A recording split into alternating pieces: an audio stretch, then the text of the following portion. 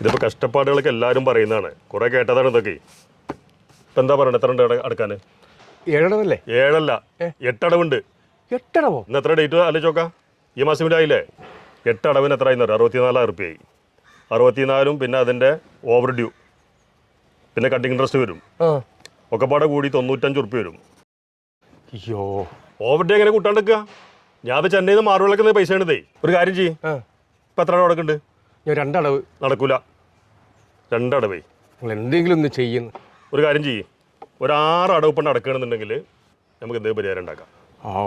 അതിൻ്റെ പോലും കഴിയില്ല. ഇപ്പം എനിക്ക് ഓട്ടം ഇല്ല. ഒരു 10 ദിവസം ഞാൻ ഡിസ്ക് കംപ്ലൈൻറ്റ് ആശുപത്രിയിലേനി. ഞാൻ റെഡിയാക്കി തരാം. മനുഷ്യന്മാരാ അസുഖങ്ങളൊക്കെ ഉണ്ടാവും. ഞാൻ ഡോക്ടറൊന്നും അല്ലല്ലോ, ഞാൻ അവിടെ തുടങ്ങിയ ഫൈനാൻസ് കൊടുക്കാനാണ്. ഇപ്പം എന്നെ കൊണ്ട് ഒരു കാര്യം ചെയ്യും, ഇപ്പോൾ ഒരു 6 അടവ് അടക്കണമെന്നുണ്ടെങ്കിൽ ഞാൻ ഈ കട്ടിങ് ഇൻട്രസ്റ്റിൽ കുറച്ച് കമ്മിയാക്കി തരാം. 6 അടവിന് എത്ര റുപ്യ വരും? ഒരു 80 റുപ്യ അടക്കണമെന്നുണ്ടെങ്കിൽ ഒന്ന് വണ്ടി കഴിയൂലെന്ന്. എന്നാൽ പിന്നെ കൂടുതൽ വർത്താനം പറയണ്ട, ചാവിനെ അടിക്കാം. വണ്ടി കൊണ്ടൊന്നുമില്ലേ? കൊണ്ടാ ചാവിനുണ്ടാ, വേറെ വർത്താനം പറയണ്ട.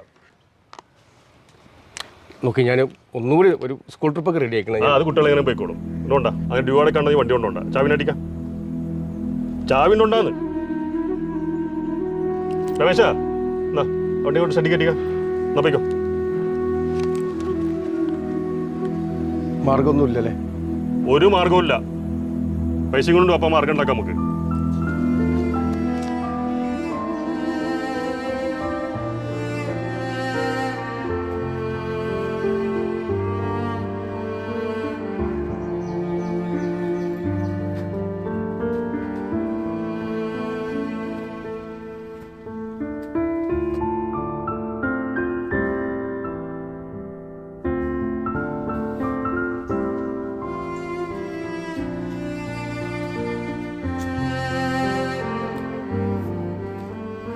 ഷെയ്ബായ്, പിന്നെ ഞാൻ അർജന്റായിട്ട് ഒന്ന് കാണാമെന്നാണ്.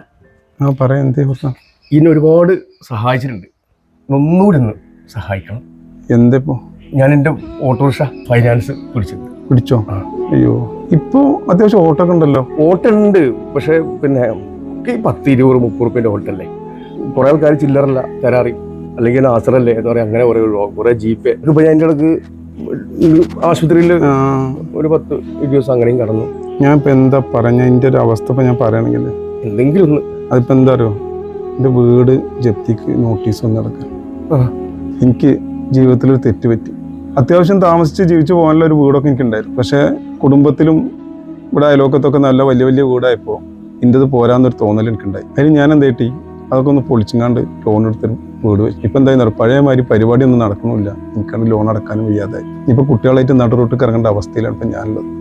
എന്താ ഇപ്പം ഞാൻ എന്നോട് പറയാം? ഞാനിപ്പോൾ എന്താ പറയാം? എനിക്കിപ്പോൾ ഈ ആണെങ്കിൽ ആ വണ്ടി വെച്ചിട്ട് കുടുംബം പോയിട്ട് പോയിരുന്നു. എന്താ ചെയ്യാം?